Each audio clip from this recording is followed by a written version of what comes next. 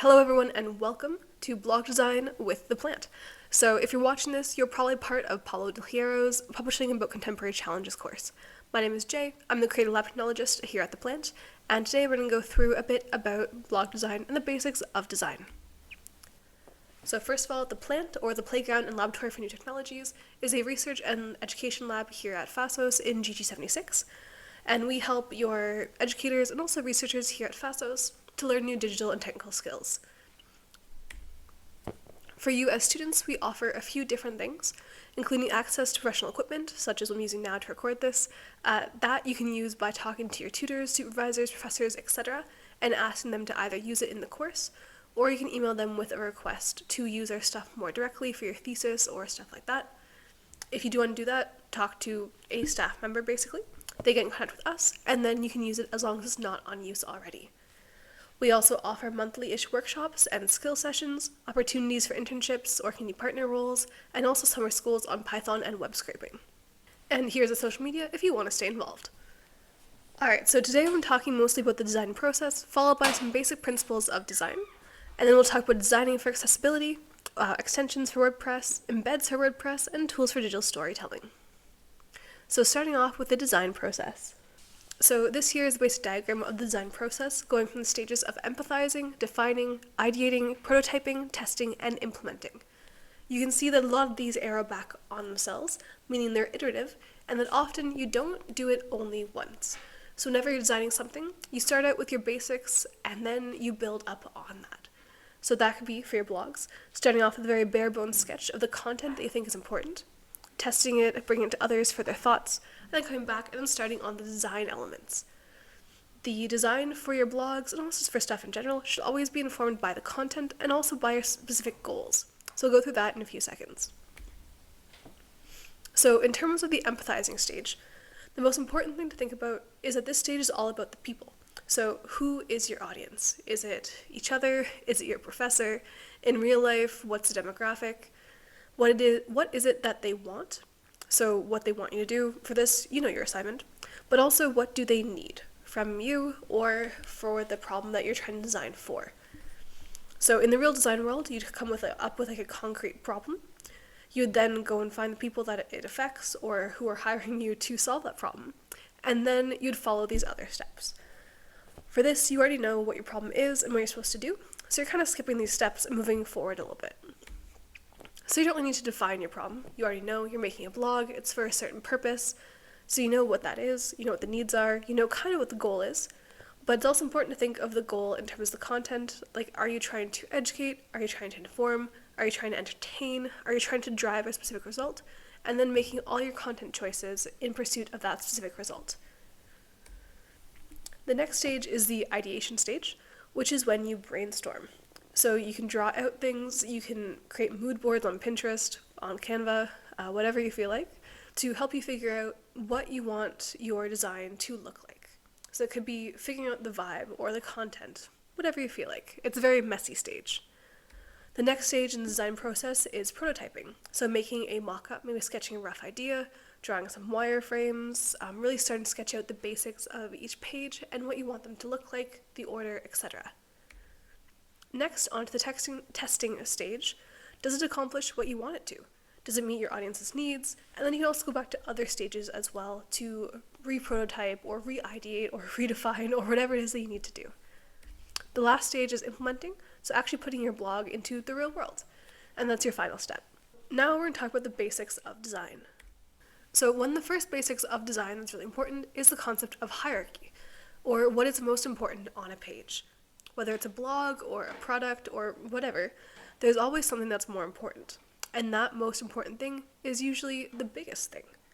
So that could be in text. The title is usually the biggest thing because that's considered most important. And the subtitle, the paragraph level subtitle, the body, the caption in decreasing font, as you can see here on the screen.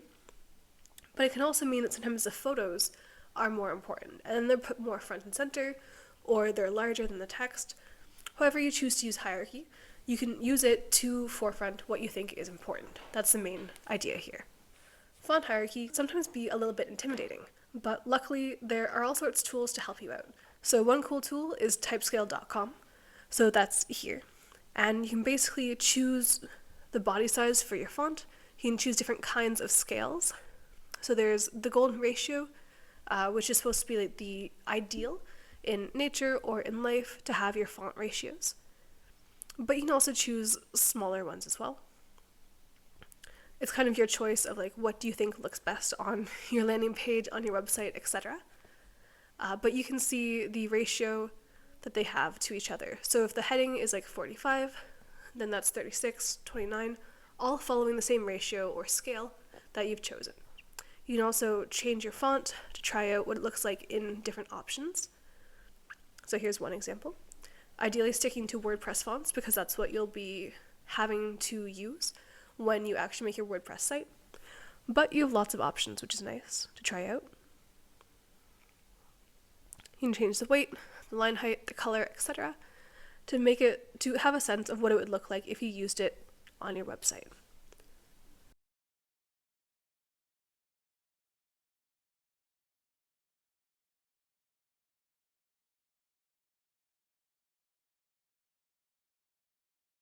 You can also change the sentence that you type in. So for example, like, hello, I'm Jay. And then you can see it in different fonts. And then also on the website as well. You can check out your landing page as if it was on desktop or on mobile. So it's really handy for figuring out your font sizes and how you want that ratio to look on your WordPress blog. So next to talk about is alignment. There's different kinds of alignment, but basically it refers to like an invisible grid that you then use to connect all your photographs, text, etc. So you can have it be nice and orderly, like over here on the right hand side, or you can use a more creative or fun alignment if that's the vibe you want to go for with your blog. Now on WordPress, sometimes you don't always have control over alignment. It can be very basic. So you can also create alignment by adding more white space or right aligning or left aligning text. You still have some options to play with, but you have to be a little bit more creative. This is an example of kind of the invisible lines that you should imagine when you're doing your blog. So you can see there's different columns, different rows, etc. And then basically you can align your text or photographs right above each other or however you want, as long as it's following those line concepts. And that helps your blog have a really cohesive design while also keeping it neat and tidy. Next up is talking about spacing. So spacing is another concept used to express how important something is. So if you put something front and center, it's obviously really important. If you put things off to the side or a little hidden, they're obviously less important. So on this website, you can see that they're jellyfish, of course, but none of them is really more important than the others. You could say that maybe this one's more important to the visual because it's a bit more centered, or it's one single one, whereas these are off to the side, but it has a different vibe than this one, where it's clearly one jellyfish, it's very centered, very focused on that. So two very different vibes, which you can use spacing to express. Another important concept is repetition, or the repeating of design elements. So here are some screenshots from a website all about climate neutrality in the EU, and you can see that they're all from different web pages on one website. But the way that they create cohesion is by having the same design. So always the white square with the same text, always the background photograph, and then always an overlay with doodles. Those things change, but they're all the same kind of vibe. And by having the same vibe or the same design repeating across all of your blog pages, it helps keep your design more cohesive. So next up is talking about color. This site down here, which I'll show you in a second, Color Space, is really useful for creating different kinds of palettes. And there's different kinds of palettes that exist that you can also use to express certain ideas about your topic or your design.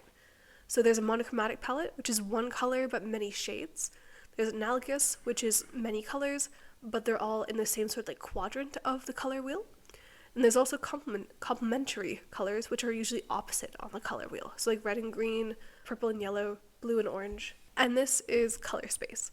So you can choose your nice base color, whatever you want. You can type in hex code, or you can just drag it here.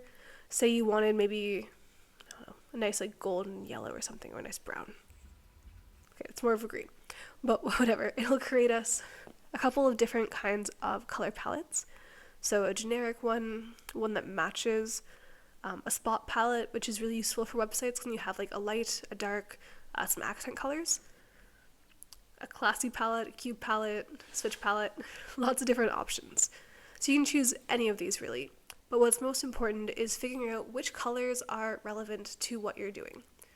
So when you are going to design with colors, all colors have kind of like preconceived notions of what they mean.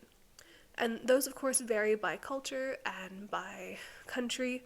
The one I'm about to show you is a very like westernized ideal of color, but it is useful to know what those things express to whoever your audience is when you're making something. So if your audience is a Western audience, then using the ones I'm about to show you are useful.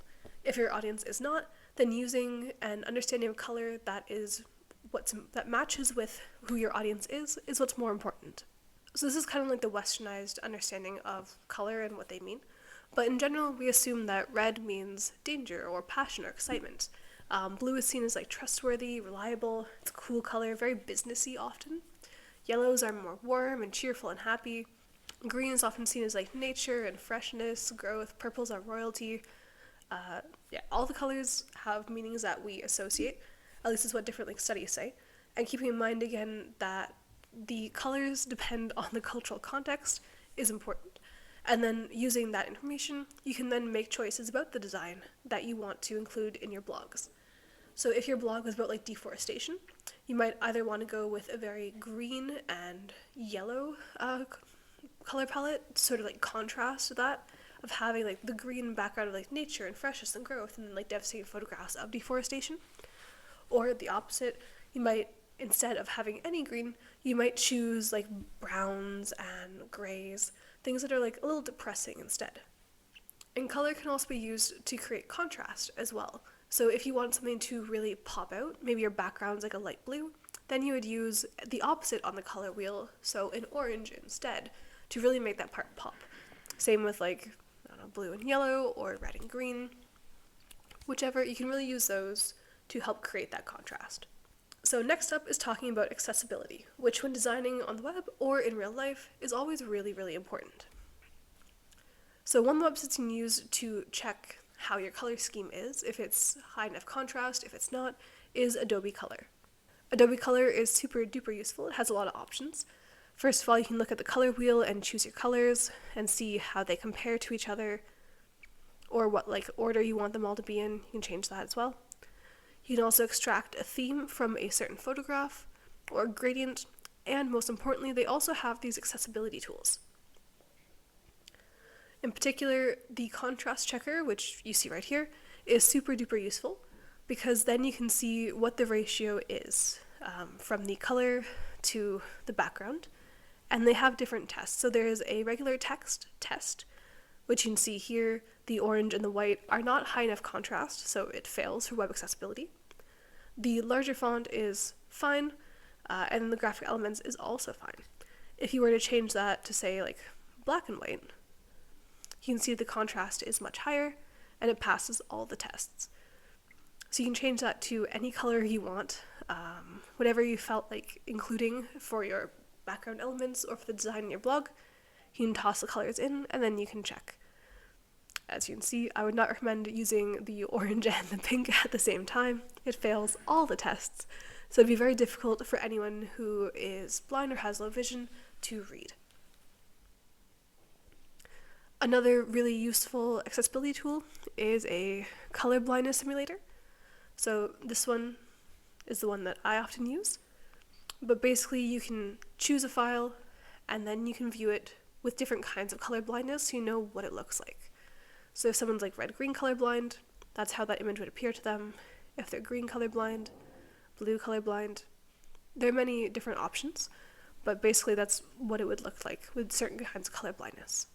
Next up is alt or alternative text, which is basically what screen readers use to understand what an image is for folks who are blind or have low vision. So if someone is blind or low vision and they can't see the image or the image itself doesn't load as well, then what you have appear instead is alt text. So screen readers, when they're reading a website out loud, they read these words instead of an image because they cannot read what the image is, but it's just an image file. And so you have to describe what every image is. So There are different levels of quality, of course, for alt text.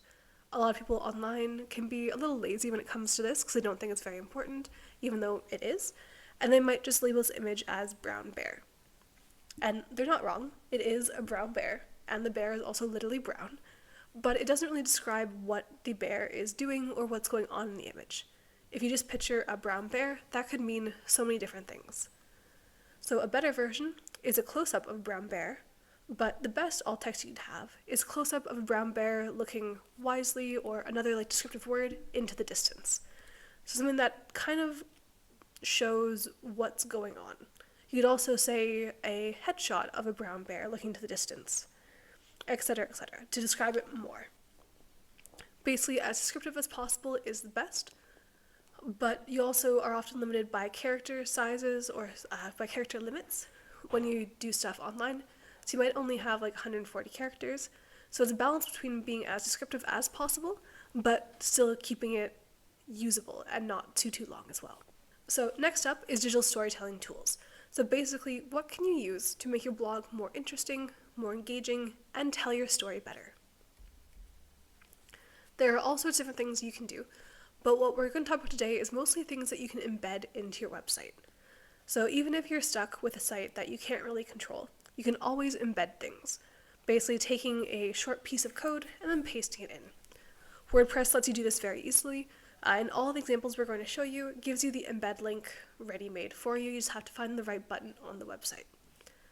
So these ones that we're about to show you are all from Northwestern University at a lab there called Night Lab, and they develop a bunch of really cool tools, mostly for journalism purposes. So if you go on the Night Lab website, so nightlab.northwestern.edu/projects, and you see all these options, you can click on SoundSite to add inline audio. So as an example, here would be your text, and then you can press this button.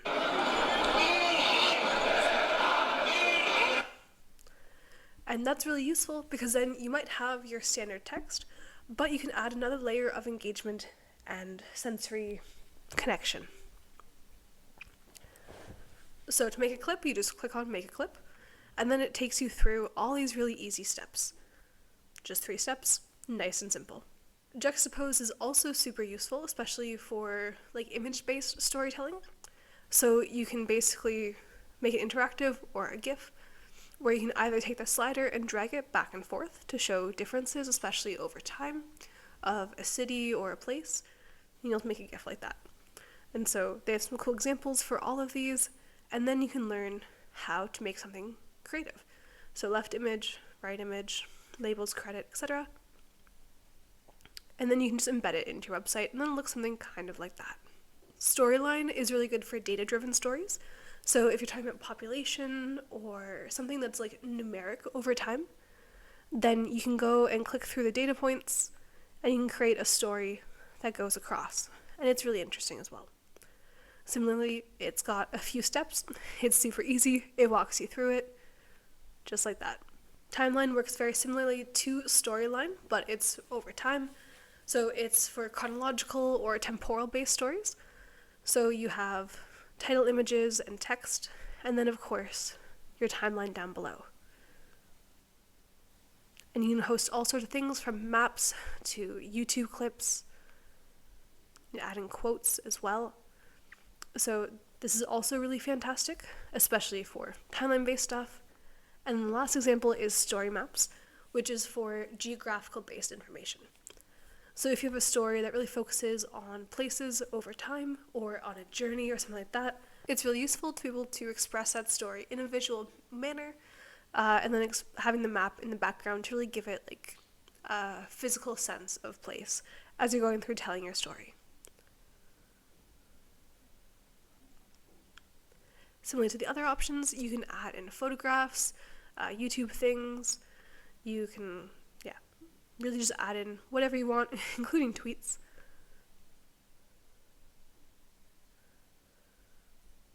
And then you can see the whole map right there. Just like the other ones, it's super duper easy. You just click on Make a Story Map, you sign in, and then you follow the instructions. Another great option is Padlet, spelled like this. And it offers some really cool maps, some timelines, other things you can embed as well. You can see all the options here: bulletin boards, canvases, choice boards, cause and effect chain. So many options.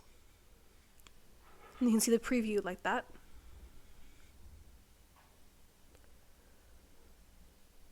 Concept maps, also great, and these can also all be embedded into your WordPress as well. One of the most useful blog design / design tools recently, of course, is Canva. Probably all know, probably all love. You can make all sorts of images, graphics really easily. And yeah, especially when you're limited in the actual design in terms of like changing the parameters of your blog, adding cool images or headers or other graphics is a really useful way to create individuality and to make yours stand out from the other teams. So I definitely recommend Canva for that as well. Alright, so that's the end of this little mini lecture. Feel free to rewatch it if you feel like it. If you don't, that's also totally okay. We have our drop-in for design questions on January 23rd from 1 to 3 p.m. and January 28th from 1 to 3 p.m. As a reminder, if you have questions about WordPress or anything that is technical, go to ICTS instead. They are super awesome. They will do their best to help you. And if you have questions on design or how to do creative storytelling or digital storytelling, come to our drop-in sessions. All right, hope to see you soon. Have a great day. Bye.